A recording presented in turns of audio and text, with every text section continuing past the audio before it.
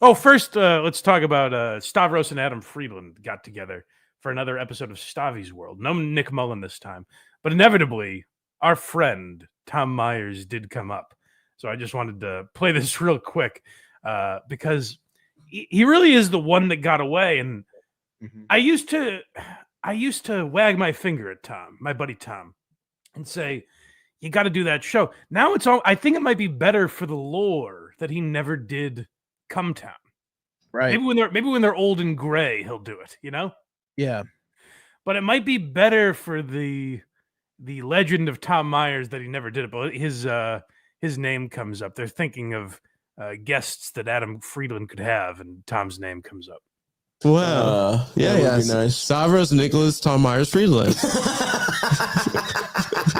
Damn, that's the white whale for the Adam Friedland show. I offered him $5,000. Not enough, bro. He said, no. Don't lowball the king, man. I would give him a suite at the plaza. I've never paid it again. 20. I just imagined Tom Myers. How lucky can one guy be? He's in like the Ritz Carlton. He is in the movie Blank Check. It would be so great.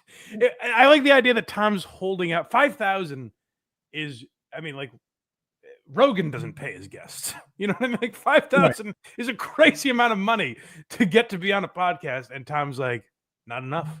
He's got morals. I like how Stav, like without hesitating, is like, you can't lowball the king. No, you can't. All the fucking premium pussy. Oh yeah, buy anything you want. Yeah. I'd introduce him to Chris Cuomo. That would actually maybe do it. Yeah. He wants to be. Oh, he's like dude, you're actually kind of stealing his. He sees, dude. Politipod? I'm doing the Politipod. You're doing Politipod. You're stealing Tom Myers' career. Get that out there. Adam Friedland has ripped off Tom Myers versus the rest of the world, which I don't think they know about yet. They know they're in Politipod days, but I do enjoy that. Adam very seriously just goes, shit. It is kind of true. Like Adam became who Tom Myers was aspiring to be in a way. Yeah. Through trashing Tom Myers. That's how Adam rose to success. So he kind of has Tom Myers to thank, you know? Think about that. You're literally doing Politipod. I didn't realize. I do have Jeff. What's his name? You know what's crazy? I know who they're talking about. They're talking about Jeff Heisen. They can't remember his name, but I do. Something Jewish. I don't remember that comic. Oh yeah. Do you remember his act? He was like, I'm like the cool older guy in my office. Oh, I do. And I'd be like, this guy. I remember his face. Terrifying women. Yeah. There's something so amazing. You got to tip your cap to what they did. Like if you think about that's very difficult in broadcasting. It's something Kirk is great at. Like to get an audience to care about someone they don't even really know. You know what I mean? Like that's what they were able to do with like Tom Myers, Dan Ninen. Like it's a Stern thing where it's these people that otherwise you would never think about. They've managed to create a world about them where there are now people like if you look up Come Town, Tom Myers, the videos have hundreds of thousands of views. Just for these like Baltimore comedians that otherwise wouldn't have had name recognition. And you know, me and Tom are brothers now. We're best friends. But what I tried to get through to Tom when we interviewed him is Hold on. We have a super chat from Tom Myers. Oh, I'm curious what he says. Tom Myers for $5. Fact check. I was never offered any amount of money to do Adam Friedland show or Come Town. Adam Friedland, like Nick Mullen, is an outright liar. They're lying? Wow. Adam Friedland wouldn't lie to the public like that, would he? I can't imagine. Maybe this generation's Jon Stewart. They talked about that on Stavi's World, where Stavros pulled up these pictures of some publication making Adam like the next Jon Stewart, and he's taking all these douchey photos. It was very funny.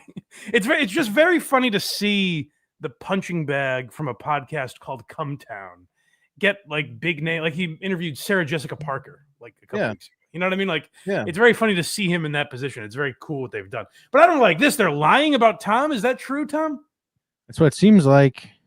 Oh, we got to get to the bottom. You know what?